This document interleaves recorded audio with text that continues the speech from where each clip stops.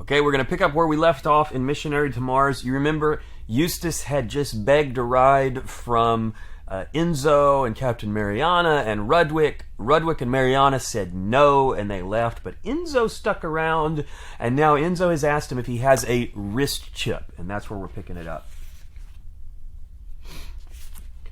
"Do you have a wrist chip?" Enzo interrupted. "No, we don't really use them on Earth," because Eustace paused when Enzo put one finger in the air. With his other hand, he gestured to open his comm app. "Hey, Captain," Enzo said through his internal communicator. "I'm going to hit the toy shop. I'll meet you guys back at the ship." Enzo smiled after a brief pause. "Of course I play with toys. I play with toys all the time. You didn't know?" He gestured to end the call and returned his attention to Eustace. "I don't play with toys. I'm 13, by the way," Enzo said. "Okay," Eustace said.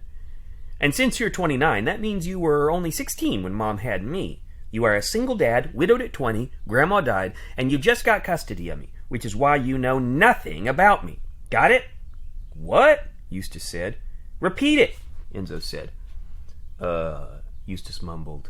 "You're my kid, Grandma died, and what was the other thing?" "Sheesh," Enzo said. "Normal people memory freaks me out. How do you people get by with a brain like a drain? Grandma died, and you got custody. You've got it, right?" "Yeah," Eustace said. "I got it, but I'm not really comfortable lying." "Come on," Enzo said. "We don't want to miss the transport elevator. It'll be 12 hours before another comes, and judging by the layer of perspiration on your forehead, I'm guessing you won't make it that long." All right, chapter 4, called Chip. Sorry for the throat clearing.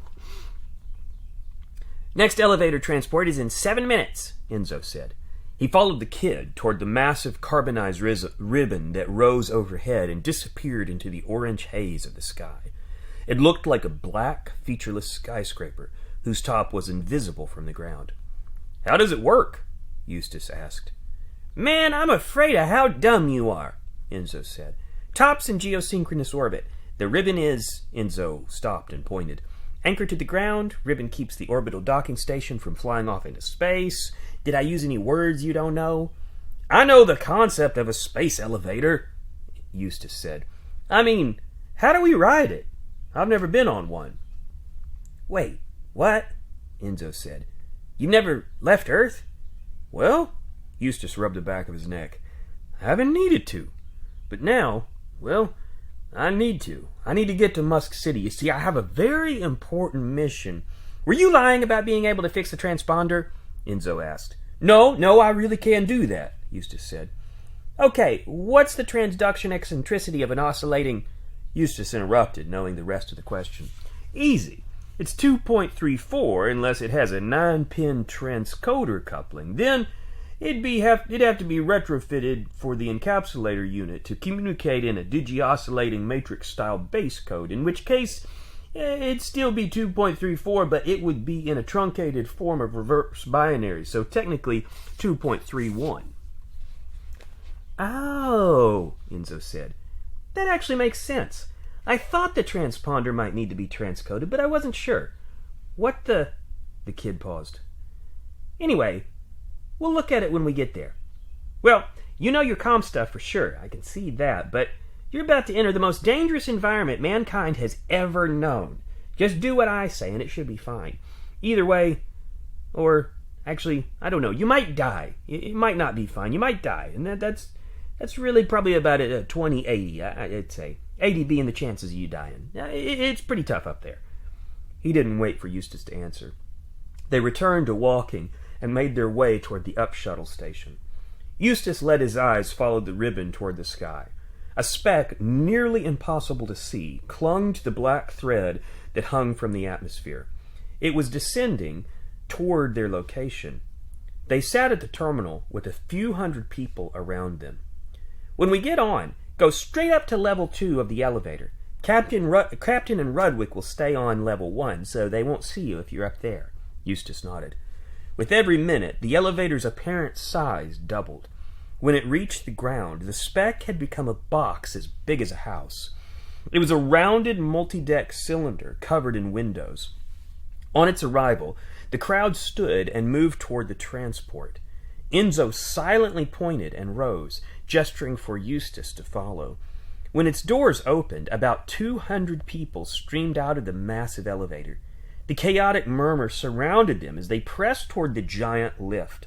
When the arrival group had exited the skyward tram, Eustace's mob began to squeeze into the cramped space. The crowd narrowed near the door. Each passenger was reaching out toward a terminal next to the hatch. 2 guards with plasma rifles stood like statues at the opening. The broad-shouldered one had stern eyes that scanned the parade of passengers, while the other, apparently utterly indifferent to what was happening around him. Eustace noticed that the line of people streaming out onto the elevator were all waving an empty hand over the terminal. Eustace turned to Enzo.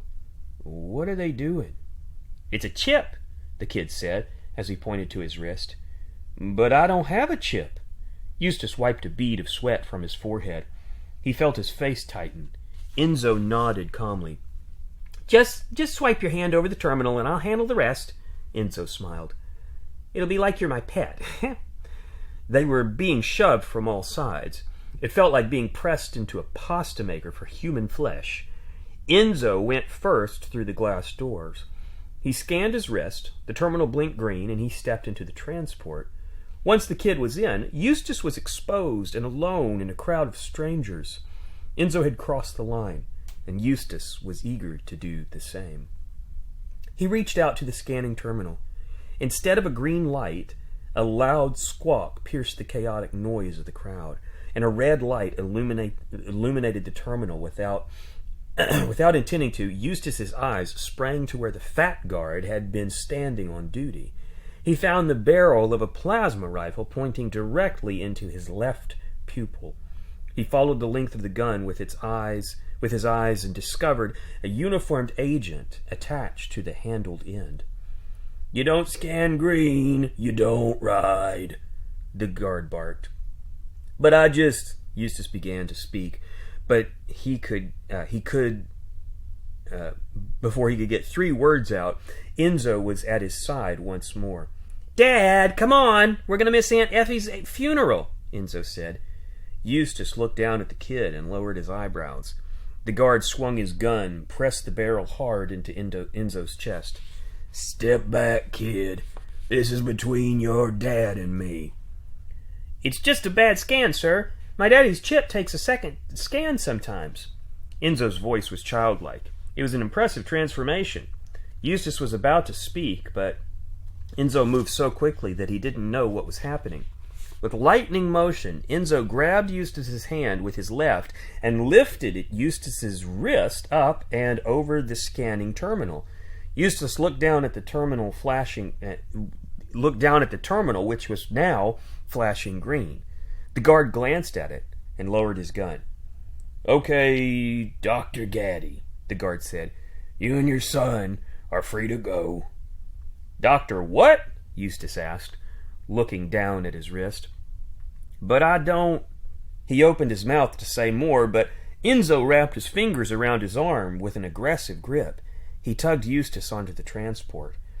Eustace stared at his wrist as more people squeezed in behind. Enzo let go of his arm and stood next to him in the crowd. Eustace pivoted. "How did you do that?" Enzo smiled and pointed to his left wrist, the opposite he had scanned himself in with. I don't get it." Enzo leaned close. "They didn't scan you," Enzo said. "Technically, you're not on this transport. You're my pet." "So, what happened?" "When I waved your wrist over the terminal, it caught a signal from my chip," Enzo whispered. "Pretty savvy, right?" Oh, that's our time. Thanks for watching. I'll read some more to you tomorrow.